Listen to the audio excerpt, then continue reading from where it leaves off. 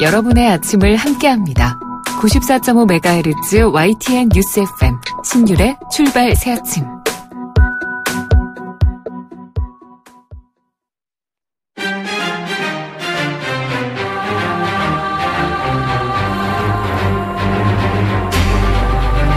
매일 아침을 뉴스로 깨웁니다. 신율의 출발 새아침. 어제도 대선 후보 TV 토론이 있었습니다. 대선 후보 TV 토론은 1960년 케네디와 닉슨 간의 TV 토론이 최초였었죠. 그 이후에 미국 대선에서도 대선 시즌 동안 TV 토론은 가장 중요한 이벤트 중에 하나로 자리매김했는데요. 그런데 TV 토론이 실제 후보들의 지지율에 미치는 영향은 미미한 것으로 나타나고 있습니다. 우리의 경우에도 사실 별반 다르지 않은데요. TV 토론은 자기 확신의 강화에는 기여하지만 TV 토론을 보고 지지 후보로 바꾸는 경우는 그다지 많지 않다는 겁니다. 하지만 최소한 볼거리를 제공하는 것만은 확실합니다. 어제도 후보들 간의 치열한 공방이 이어졌는데요. 어제 시청률은 지난번 토론 때보다는 상당히 많이 떨어졌지만 그래도 대선 시즌임을 실감하게 만드는 데 기여했음은 확실합니다. 신율의 출발 새 아침 오늘 순서 시작하죠.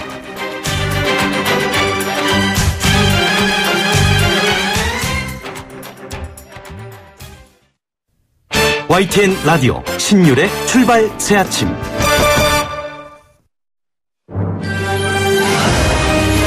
매주 수요일 정치 좀 하는 중년들의 동창회가 열립니다.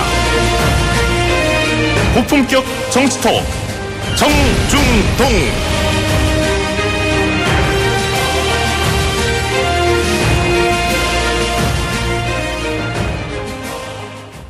예, 신율의 출발 새 아침에서 매주 수요일 날 여러분과 함께 생각해보는 코너죠. 정치 좀 하는 중년들의 동창회. 이름하여 정중동인데요. 오늘도 스튜디오에 세 분 의원분 나와 계십니다. 먼저 더불어민주당 서른 의원 나와 계십니다. 어서 오십시오. 네, 반갑습니다. 민주당의 서른입니다. 예, 그리고 바른정당의 홍문표 의원이십니다. 안녕하십니까? 네, 안녕하십니까? 예, 그리고 국민의당 이상돈 의원이십니다. 네, 안녕하십니까? 예, 어서 오십시오. 자, 이제 대선이 2주가 안 남았어요. 예? 2주가 채 남지 않았는데, 자, 오늘은 어떤 내용을 우리 시민들이 궁금해하는지 첫 번째 국민기자단의 목소리 들어보겠습니다. 잘했어요. 바지락 잘했어요. 뭐 셋이 해야 표 나눠가지면은 이게 되겠어요. 그러니까 단일화가 돼야지 이게. 자기 소신대로 그냥 쭉 갔어야 된다고 생각하는데 정치적인 의견이 맞는 것 같지도 않고 이번에 어떻게 이겨보자 그것만으로 합당하기에는 명분이 좀 부족하지 않나 하는 생각도 좀 들기도 하고. 나중에 연대하지 않을까요? 제가 볼 때는 필요하다고 본데요. 아니 국민의당이 우리말로 쪽수가 부족하잖아요. 그 쪽수가 많아야 무슨 의견도 내면은 서로 이렇게 해지. 쪽수가 적으면 아무래도 딸리지 않을까. 결국은 정치쇼잖아. 자기네들끼리 밥그릇 나눠 먹기인데 그걸 뭐하러 하냐고. 그런다고 해서 그쪽으로 될 것 같아? 안 돼. 예. 자, 이 쪽수가 부족하신 국민의당. 예. 어떻게 보셨어요?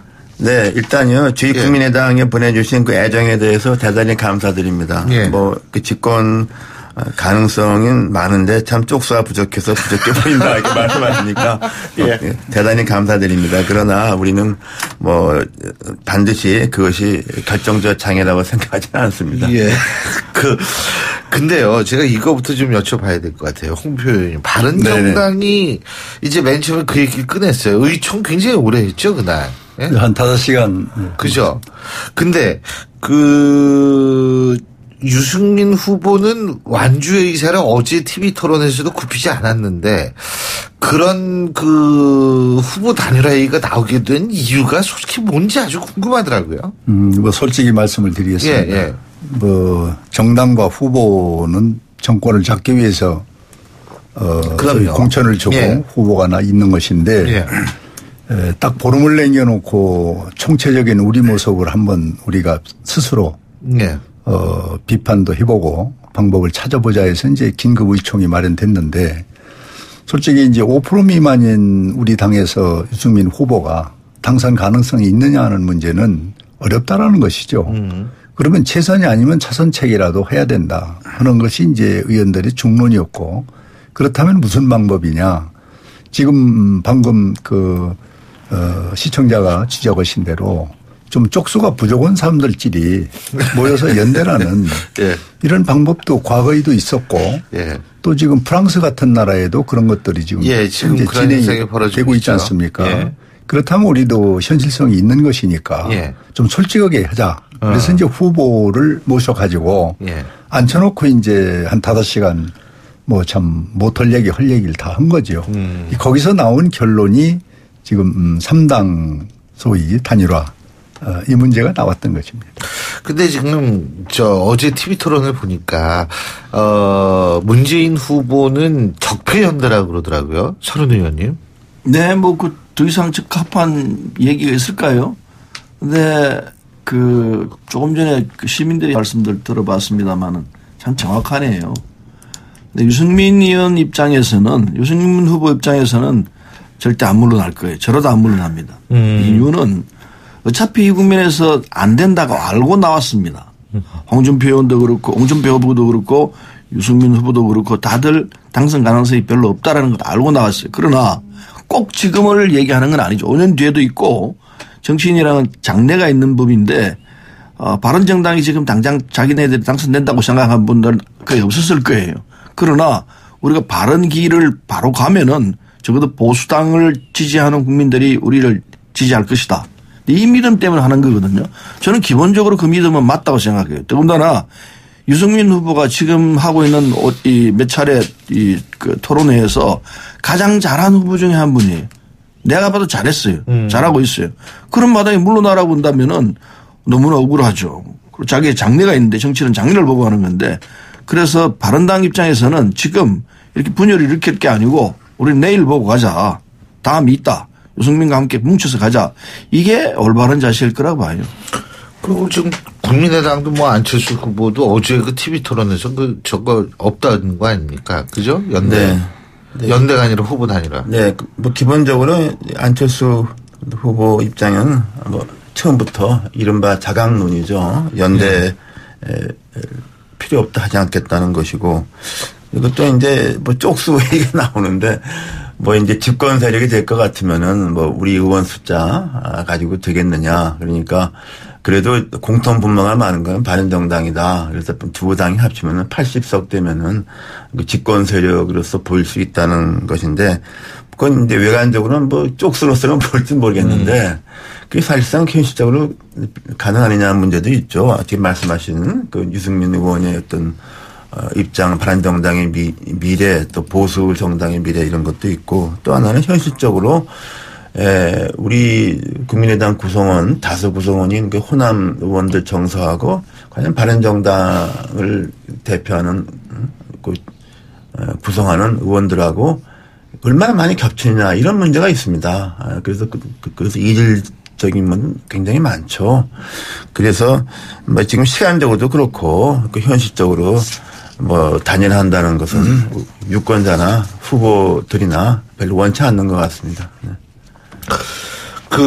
그럼에도 불구하고 사실은 예를 들면 지금 바른정당의 상당수는 구상도동계도 있지 않습니까? 김무성 전 대표라든지 비롯해가지고 그리고 또 물론 서른 의원께서도 동교동계에 막내시지만 또 이 국민의당에도 이 동교동계가 또 많이 있지 않습니까? 그러면은 뭐 그런 공통분모도 찾을 수 있지 않을까라는 생각도 할 수 있고 또 하나는 최소한도 안철수, 유승민 두 사람이 뭐 이렇게 크게 노선상 다른 것 같지도 않아가지고 저는 그런 거는 가능하지 않을까라도 생각을 했는데 그게 아닌 모양이에요. 예.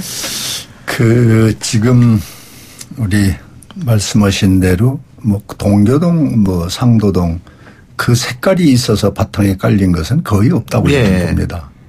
주의 뭐 바른정당 구성원만 하더라도 이 최순실 패거리 또 패권주의 그런 것 갖고 이 나라에 정치 희망이 없다고 그래서 그걸 바꿔보자고 해서 나온 세력들이기 때문에 저는 거기서 시작하는 것은 아니고 단지 정치를 새롭게 가려면은 지금 이야기한 대로 문재인 이 후보에게 거의 기울어져 있는 상황이라고 솔직히 보지 않습니까? 그런데 이분이 갖고 있는 정치적 몇 가지 소신 중에 안보 부분은 참으로 우리가 불안하다는 것이죠.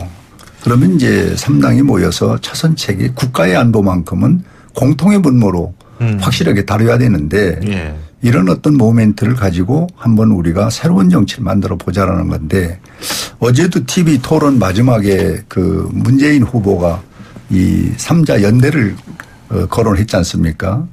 저는 아마 이 부분이 혹시라도 이뤄지면 이거 큰일이다 하는 생각을 갖는 것이 문재인 후보고 아까 우리 또 그거 걱정할 필요 없을 것 같은데. 아니 서른 의원님도 뭐 그런 뜻으로 지금 말씀을 하시는데 난 전혀 아니에요. 이게 알 수가 없습니다. 지금 프랑스 같은 경우도 상상 못하는 정치가 지금 이루어졌고 미국의 트럼프도 또 이와 비슷한 유형이고 그래서 저는 어제 후보들은 TV에서 아니다. 이렇게 자존심 때문에 했는데 정치는 생물이다. 물밑에서 이 문제를 기다리고 있는 분들도 꽤 있어요. 주의 당에서 제기를 하고 보니까 뭐 이제 정당 쪽이죠. 그래서 저는 이 문제는 끝까지 지켜볼 필요가 있다 이렇게 봅니다. 알겠습니다. 근데 그게 잘 안 될 거라고 좀 생각합니다. 왜냐하면은 당자들이 잘 안 맞아요. 그 후보가 서로 뜻이 비슷해야 되는데 전혀 안 맞거든요. 홍준표 후보하고 유승민 후보 같이 가겠습니까? 거의 안 될 거라 생각합니다. 그쪽은 거의 뭐 흑백과 같이 이렇게 서로 다른 칼라이기 때문에 불가능할 거라 생각하고 그리고 국민들이 그걸 바라보느냐 제대로 그걸 하라고 그러느냐 그건 아닌 것 같거든요. 그래서 지금 그 노력을 하는 것보다는 각자 자기 처해 있는 조건에 최선을 다하는 것이 훨씬 더 효율적이지 않겠나. 그게 국민에 대한 도리가 아닐까 이렇게 생각합니다. 그래서 특히 이제 그 바른정당에서는 원래 당을 만들려고 했던 때 그 초심으로 돌아가야 합니다. 보수가 지금 잘못된 이 곳으로 가고 있기 때문에 우리라도 바른 보수를 하자. 이 입장에서 나온 것 아니겠습니까? 그게 바른정당인데 그렇게 가다 보면은 결국 보수의 이 모임은 그쪽으로 온다고 봅니다. 지금 가짜보수라는 말이 틀림없다고 봐요. 그 가짜보수는 떨어져 나갑니다. 진짜를 찾아서 가는 그런 흐름이 있을 때이기 때문에 그때까지 기다리는 게 맞죠. 지금 국면에서는 당연히 과거에 새누리당은 조용히 있어야죠. 책임 있지 않습니까?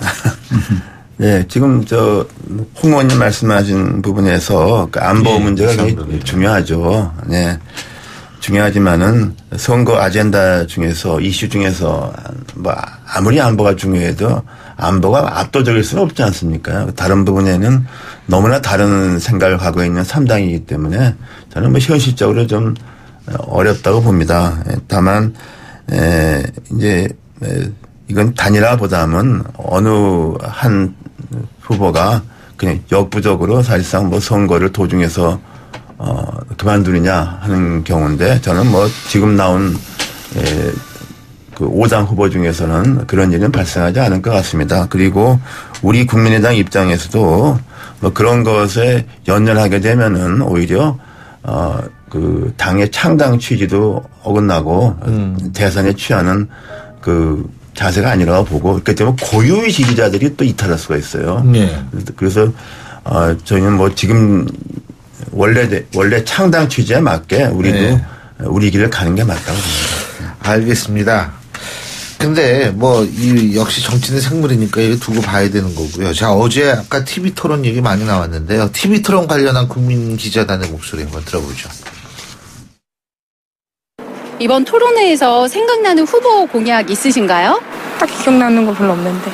네, 대통령 되면 그 사람들이 어떻게 하겠다는지 남는 게 없는 거죠. 답이 없는 거죠. 정해지지 않은 질문을 했을 때 임기응변 또는 최대한 당황하지 않고 답변하는 데 중점을 두고 봤습니다.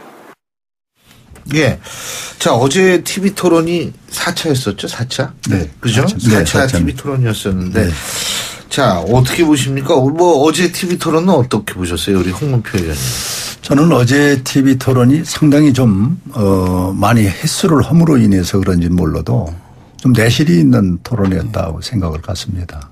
이제 단지 저도 들은 얘기도 있고 눈으로 봤습니다만은 아직도 우리 대통령 소위 토론회의 결론은 전부 포퓰리즘이 얽매여 있다. 전부 해주는 것이지 생산 쪽은 어제 많은 그 후보들이 서로가 질문이 있었습니다마는 자원을 어떻게 조달할 거냐 하는 부분은 누구도 답변을 못했어요. 그러시군요. 전부 주는 겁니다. 예. 전부 주는 거. 예. 많이 주는 게 더 효과가 있다. 예. 또 그것이 표를 많이 받는다. 2등식으로 얘기를 해서 어제 좀 유감스러웠던 것은 어느 후보라도 나는 소위 예산의 자원을 이렇게 만들겠다 하는 것이 있었다면은 좋았을 텐데 그 부분이 전혀 없었다는 것이 좀 안타까웠다는 말씀을 드립니다. 예. 서른 의원님은 어제 누가 제일 어떻게 보셨어요? 어제 다 잘하셨던 것 같아요. 예.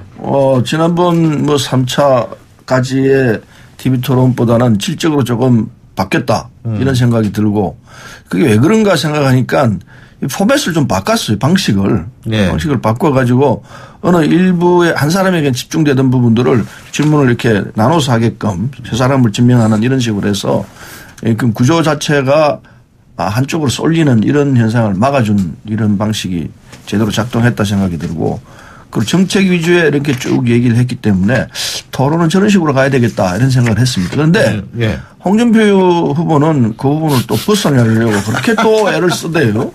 이 부분은 참 옥에 튀었는데 어쨌든 전체적으로 후보들이 정책 중심으로 얘기를 하려고 했고 또 그랬던 것 같아요. 그래서 누가 제일 잘했느냐. 그럼 제가 볼 때는 우리 후보가 제일 잘했다고 보는데 어떨지 모르겠습니다만 문재인 후보가 제일 잘했다고 보는데 각자 보는 시각에서 조금씩 다 다를 것 같고 다 잘했다고 봅니다. 예. 네. 예, 이상근. 네. 어제 토론회까지 지난번 이 3차 같이 했으면요. 이건 대선 집어치라는 국민 여론이 나왔을 겁니다. 모든 언론들이 그야말로 봉숭아학당 같은 토론 이거 안 된다고 여론 질타받았기 때문에 어제 토론은 굉장히 좀 정제되고 그래도 참 감정적인 부분을 다 좀 없애고 진지하게 했다고 봅니다. 그래서 누가 잘했느냐 하는 것은 각자 보기에 따라서 다르니까 제가 거기에 대해서 말씀드릴 건 없고 제가 어저께 토론을 통해서 그래도 이제 어떤 후보가 당선되면은 우리나라가 어떻게 갈 거라는 것에 대한 윤곽은 유권자들한테 각인시켜줬다고 봅니다. 그래서 문재인 후보와 심상정 후보 같은 경우는 아무래도 좀 보다 정부 역할이 큰 그런 모습의 정부를 갈 것이라는 것이고 또 우리 안철수 후보 그다음 유승민 후보 그리고 더 나아가서 홍준표 후보는 그거와는 좀 거리가 있고 경제 활성화도 민간 위주의 전형적인 시장을 존중하는 그런 걸 갈 것을 그림이 그려졌다고 봅니다. 그 중에서 유권자들이 판단하는데 큰 도움이 될 거라고 봅니다. 예. 근데 우리가 어제 사실 토론회를 보면은 어제 토론회의 시청률이 상당히 안 나왔어요. 그게 왜 그러느냐. 생방송 예전에 심야 토론, 제가 MC를 좀 했었는데, 그때 이렇게 보면, 시청자들이 마구 욕을 하고 게시판이 욕으로 도배질이 되는 때 시청률이 엄청 나옵니다. 근데 이 모범적 토론 있죠. 이렇게 다 앉아가지고 우리가 서로 고민하고, 예? 아주 바람직한 방향을 제시하는 토론은 시청률이 뚝 떨어져요. 그렇기 때문에 실제적으로 관심을 끄는데 집중을 한다면 어제 같은 토론 같은 경우는 빵점이에요. 근데 정말 진지하게 우리 미래를 논의한다. 그러면은 이거는 점수를 많이 줄 수 있겠죠. 근데 전 개인적으로 어제 좀 그런 게 어제 방식을 일단 토론에 참여하는 후보들이 완전히 숙지를 못했어요. 그래가지고 이게 토론의 맥이 자꾸 끊겼어요. 제가 볼 때는. 그래가지고 이게 숙지를 못하니까 자꾸 사회자가 쓸데없는 얘기를 하게 되는 거예요. 그러니까 이게 토론이 어떻게 무슨 얘기를 하나 그러는데 또 맥이 끊기고 무슨 얘기를 하다 또 그게요 시간이 지금 이런 게 아니고 찬스 발언을 쓰시겠습니까? 또 이렇게 나오고 그렇게 하시면 안 되고요. 세 분한테 물어보셔야 되는데 지금 한 분한테밖에 안 됐으니까 그럼 이거 어떡하죠? 이런 식으로 나오는 거는 제가 볼 때 어제 토론의 진행 형식은 제 개인적으로 봤을 때에는 그다지 높은 점수를 주기는 좀 좀 힘들지 않았나라는 생각이 듭니다. 그리고 그러니까 이제 어제 제가 잘 아는 기자들하고도 계속 통화하고 카톡하면서 제가 봤는데 기자들도 이거 재미없어가지고 못 보겠다고 그러더라고요. 그러니까 그런 면에 있어서 그러니까 이 재미와 흥미와 이런 것들을 정말 잘 살리는 방향이 뭘까 하는 그런 부분도 앞으로 좀 고민을 해야 될 것 같은데 제가 홍문표 의원께 한 가지 여쭤보고 싶습니다. 어제 문재인 후보의 토론 자세를 평가하신다면 어떻게 보시겠어요?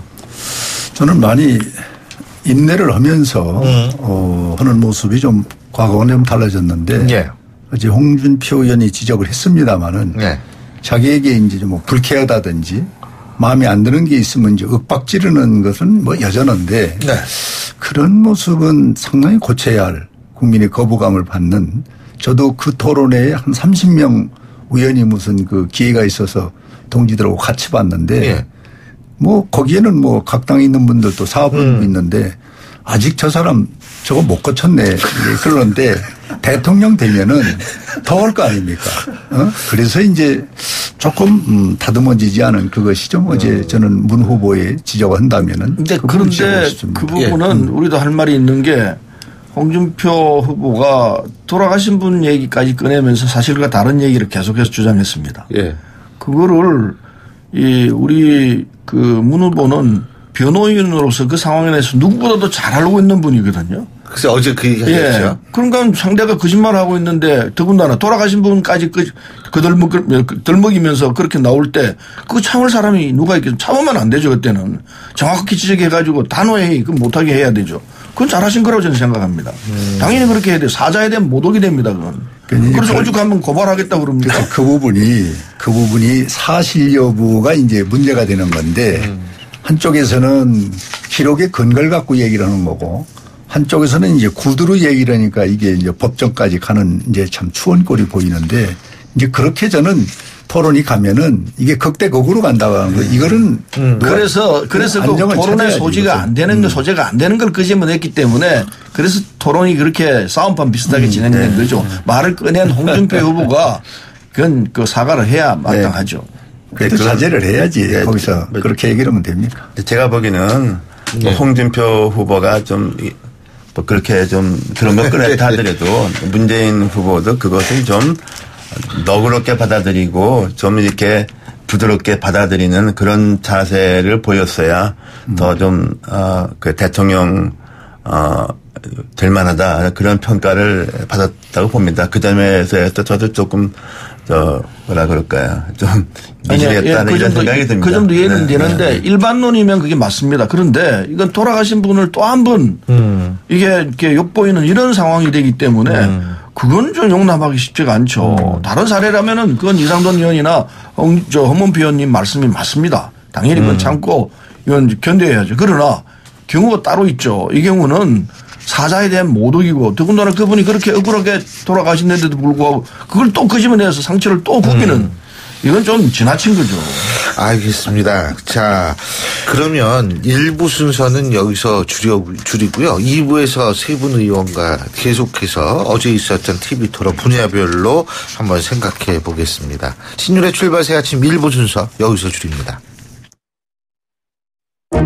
소통의 아침을 여는 공정한 목소리. 신율의 출발 새 아침. 신율의 출발 새 아침 2부 순서 먼저 광고부터 듣겠습니다. YTN 라디오 신율의 출발 새 아침. 예, 신율의 출발 새 아침 1부에 이어서 2부도 이 정치점 하는 중년들의 동창회 약자로 우리가 정중동이라고 하죠. 자, 계속 이어가겠습니다. 지금 스튜디오에는 더불어민주당 서른 의원, 바른정당의 홍문표 의원, 국민의당 이상돈 의원 세 분의 의원분들과 함께하고 있는데요. 자, 우리 청취자분들도 궁금한 점이 있으시면 문자 보내주십시오. 긴 문자 100원, 짧은 문자 50원의 유료 문자 샵 0945, 샵 0945로 문자 보내주시면 제가 여러분의 의견 꼭 반영하도록 하겠습니다. 저희가 TV 토론 이야기에다 말았는데요. 저는 솔직히 어제 왜 처음 꼭지가 그거 있었잖아요. 경제 불평등 이런 거 경제 쪽.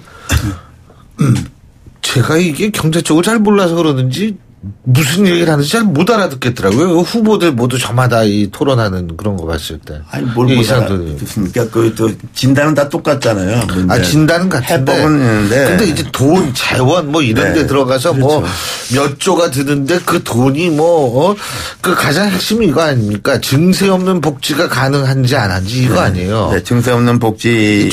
그런데 사실상 대통령 선거나 어떤 선거 간에 후보가 세금 올리겠다고 이렇게 약속한 후보 봤습니까? 외국에서도. 심상정 후보는 올리겠다고 그랬다고 본인이. 네, 그러니까 그런 걸 우리가 뭐 선거에서는 뭐 그런 것을 적고 이해하고 나는 접근해야 된다고 보고요. 예. 문제는 저는 가장 확실하게 얘기했던 그 문재인 후보가 뭐 공공분야 일자리 80만 개인데 저는 이 공공분야는 그랬지 이것이 설마 아니 뭐 공무원을 80명 임명하는 거 아니지 않습니까? 그건 아닙니다. 네, 그러니까 공공분야 그 부분에 대해서 그 부분도 재원 가지고 네, 그 부분에 대해서 그러니까 공무원 숫자로 계산하니까 이렇게 나오는데 그 부분에 대해서 기준으로 계산했다고 그러시던데 네, 그 부분에서 문재인 후보가 좀 적절하게 좀 이렇게 답을 하지 못했다고 봅니다. 그분에 대해서는. 그렇지 않죠. 그런가요? 뭐 일일이 다 얘기하자면 좀 시간이 길어서 시간 짧으니까 그런 건데 공무원 부분이 이제 이 17만 4천 개가 되고 그다음에 그 보육, 의료, 뭐 요양, 사회적 기업 이런 사회 서비스 공공기관에 민간 수탁되어 있는 부분이 있습니다. 그쪽을 이 34만 개 그리고 무엇보다도 간접 고용 형태로 되어 있는 그걸 근로시간 단축을 더해 가지고 한 30만 개. 그래서 한 81만 개 정도 이렇게 보고 있는 거거든요. 근데 이거를 그럼 재원은 어디서 마련할 것이냐. 이 문 후보가 대충 얘기를 했습니다만 재정 확대를 통해 가지고 할 것이다. 우리가 지금 재정 상태는 일본과 7%를 더 늘리겠다는 그 재정 확대가 있고 그다음에 그 나머지 이제 뭐 제대로 세이브하면 또 될 수 있다 이런 얘기들인데 충분히 가능한 얘기죠. 그런데 유승민 후보가 반박을 했는데 오늘 아침 신문 보니까 유승민 후보의 반박에 잘못된 부분이 있다. 그렇게 나와 있더라고요. 그래서 우리는 우리 나름대로 후보가 이 정책팀들하고 나머지 정리를 다 해가지고 이 정도면 괜찮다. 틀림없이 반박이 나올 터인데 이 반박 부분에서 이렇게 반박하면 된다. 이게 나왔던 부분이기 때문에 우리는 자신 있게 내놓는 정책이죠. 그 어제 홍표 의원님 외교안보 분야는 어떻게 보셨어요? 글쎄 저는 뭐 끝까지 그 부분은 유감스럽게 생각을 하는데요. 네. 특히 그 문재인 후보 또 뭐 안철수 후보도 뭐 비슷합니다만은 지금 국제적으로나 국내적으로 한국의 안보 문제는 우리보다도 세계가 더 관심을 갖고 모든 영향력이 있는 무기는 지금 한국에 다 지금 화약고 비슷하게 몰려들고 있는데 네. 우리 대한민국 국민도 마찬가지지만 그 부분을 처음부터 끝까지 계속 문재인 후보 같은 경우는 북한 소위 적이라는 부분, 사드라는 부분을 완강하게 지금 초지일관 저렇게 버티고 있는 거는 참 저는 불안합니다. 대통령 되실 분이면은 상황에 따라서 조금 유연하게 전 갈 수도 있다고 보는 거거든요. 그걸 뭐 말 바꾸는 걸 볼 수 있는 건 아닙니다. 이 안보 문제는 상황에 따라서 전쟁이 안 났을 때의 정책과 전쟁이 났을 때의 정책은 또 다를 수 있는 거거든요. 그렇게 저는 국민에게 접근을 해야 되는데 무조건 오고 난 말 바꾸는 것이 싫다라는 기조로 고집을 부리고 저렇게 한국 안보를 간다는 거는 참으로 저는 그 유감스럽게 생각을 갖죠. 그리고 아까 그 뭐 재정 문제 얘기가 나왔는데 우리나라의 평균 최소를 125만 원으로 지금 산정해서 보거든요. 근로자들. 여기에 맞추는 재정에 여기에 맞추는 80만 근로자가 나와야 되는 겁니다. 그런데 지금 한 45만에서 50만 원밖에 안 되는 거예요. 어제 유승민 후보가 지적은 한 부분이 있습니다만은 그래서 이제 일자리는 한 자리 갖고 셋을 쪼개는 건 이건 일자리가 아닙니다. 그건 나눠 먹기고 그거는 숫자 부풀리는 것 뿐이지. 그래서 저는 기본 우리 노동 임금 여기에 맞추는 일자리가 나와야 진정한 일자리지. 뭐 100만 원짜리를 셋을 나눠서 30만 원 주고 3명이 늘어났다.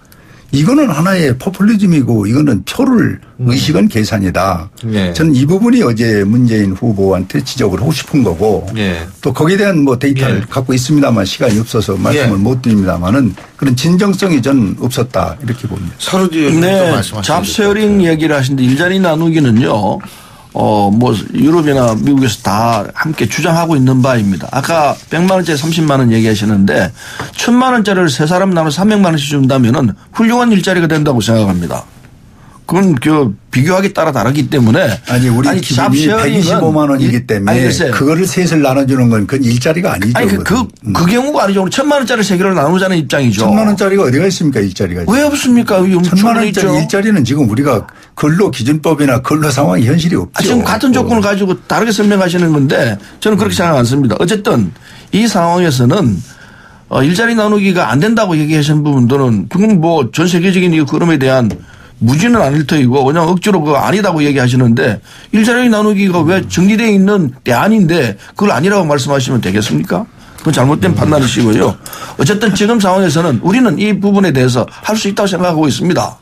더군다나 이제 안보 문제를 말씀하시는데 대통령 되겠다는 분이 국가 안보에 대해서 걱정 안 하겠습니까? 어떤 방법이 가장 합리적이고 효율적으로 안보를 지킬 것인가?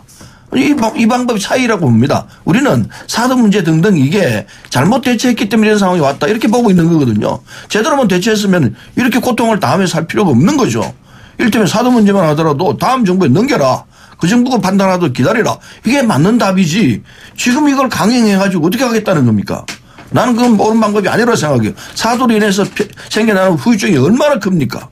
지금 중국과의 관계. 중국이 사도로 인해가지고 이 한반도 안보에서 북한 편을 들면 어떻게 하겠습니까? 그런 등등 위험한 부분이 있기 때문에 좀 더 논의해가지고 좀 더 지혜롭게 접근하자. 그래서 이걸 대통령도 없는 상황에서 결정할 것이 아니고 다음 대통령이 할 수 있게끔 시간을 좀 벌자. 이게 어떻게 잘못된 내용입니까? 그 가장 합리적인 방법만 아니겠습니까?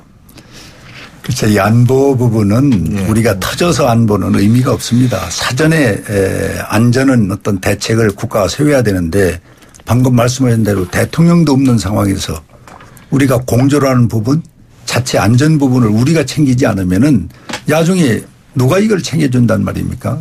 다음 정부? 이거는 한 시간이 급할 수도 있는 거예요. 그래서 시급한 문제는 시급하게 또 상황에 따라서 바뀌는 것은 말 바꾸는 것이 아니다. 이 부분을 내 지적을 하는 겁니다. 그 부분에 대해서는 사실 뭐 여기서 이제 두 분 의원님께서도 입장이 확실히 다르고 또 어저께 토론에서도 문재인 후보의 입장이라는 것은 이제 우리 유권자들이 아주 확실히 알게 됐기 때문에 결국에는 그것이 결국에는 유권자들이 판단하는 이제 차별적인 기준이 될 겁니다. 그러니까 그 부분에 대해서는 이제는 우리 국민들이 문재인 후보의 외교 안보 정책에 대해서 확실히 알았다고 봅니다. 판단은 유권자 몫이라고 봅니다. 아, 참. 근데 제가 진짜 궁금한 게 하나 있는 게요. 어제 그 자질 검증 부분에서도 뭐 예를 들면 좀 궁금한 거 있잖아요. 왜 돼지 흥분제 이런 얘기는 안 나오더라고요. 이제 그런 얘기 안 하기로 한 모양이죠. 안 하기로 했다고도 뭐 지난번에 너무 많이 했으니까 더 승진됐죠. 그래서 그런가요? 그거 장비한 얘기 아니겠습니까? 너무 얘기를 해서 뭐 손해본 분들이 많이 있는 것 같아요. 전체적으로 보니까 지금 현안 문제가 많은데 그래서 40년 45년이니까 꺼내갖고 하는 것이 도리어 득이 안 된다 해서 다 그 얘기가 안 나온 것 같습니다. 예. 아니, 그래가지고 저는 어제, 이 얘기가 왜 안 나오지? 뭐 이런 생각을 좀 잠깐 했는데, 제가 계산을 해보니까 세 분을 다시 모시게 된다면 대선 후에 이제, 왜냐하면 다음 주 수요일이 쉬는 날이에요. 석가탄신이거든요. 네, 그래서 10일 날 저희가 모시게 될 텐데, 자, 그렇다면, 일단 세 당에 나오시는 분들이 나오신 분들이기 때문에, 마지막으로 선거 마지막이니까요, 실제적으로 당부하시고 싶으신 말씀이나 이런 것들 있잖아요. 이런 것들, 제가 시간을 좀 많이 드렸으면 좋겠는데, 40초씩 정도밖에 못 드리겠습니다. 자, 그래서, 그러면은 선수대로 먼저 서른 의원님부터 말씀해 주시죠. 네, 솔직한 말씀 드릴게요. 내일 좀 선거했으면 좋겠습니다. 두 가지 이유인데 우리가 뭐 이 당선 가능성이 높다는 이유도 있지만은 사실은 선거 기간이 너무 긴 것 같아요. 23일인데 지금은 이 시대 매스컴이나 등등이 아주 발전돼 있기 때문에 줄여도 된다고 생각합니다. 한 보름쯤 줄여도 15일쯤으로 줄여도 충분히 국민들에게 후보들이 갖고 있는 이 내용들을 전달할 수 있기 때문에 너무 길어서 지루해요. 지루해요. 힘들어요. 알겠습니다. 다음에 우리 홍문표 의원님. 네, 저는 뭐 누가 뭐라기도 안보 문제는 뭐 여야 없이 공통점으로 좀 국가를 지키고 국민을 안심시키는 안보가 좀 절실하다. 두 번째는 뭐 아까도 그 얘기가 나왔습니다마는 우리 재정 문제 지금 이게 선심 정책으로 이 나라 대통령 선거가 흘러가는데 이런 재원 문제도 좀 조달하는 이렇게 좀 실질적인 토론회가 돼서 마무리를 잘 했으면 좋겠습니다. 자, 이상돈. 네. 우리 안보, 그 다음에 경제, 또 사회적 정의, 뭐 일자리 다 중요합니다. 따라서 대선 후보는 이런 종합적인 면을 미래지향적인 관점에서 이끌 수가 수 있는 후보가 되어야 된다고 봅니다. 그래서 우리 국민의당은 처음부터 무슨 진보 보수 어떤 패권주의 거기에서 탈피하고자 창당을 했고 그냥 초심에 충실하게 남은 기간도 선거운동을 할 겁니다. 그래서 우리가 초심으로서 유권자들의 판단을 받겠습니다. 근데 잠깐 한 10초만 더 얘기하겠습니다. 어차피 선거 끝나면은 이게 한 당으로 국정 운영이 안 되기 때문에 연립정부가 돼야 되거든요. 우리 같이 갈 거기 때문에 너무 심하게 싸우지 마십시오. 알겠습니다. 자, 그러면 선거 전에 보내드리는 마지막 순서, 선거 이후에 뵐 세 분입니다. 지금까지 더불어민주당 서른 의원, 바른정당의 홍문표 의원, 국민의당 이상돈 의원 세 분과 함께했습니다. 말씀 잘 들었습니다. 고맙습니다. 고맙습니다. 신율의 출발 새 아침 2부 순서는 여기서 줄입니다. 잠시 후 3부에서는 안철수 후보 지지 연설을 보내드리고요. 전 4부에서 뵙겠습니다.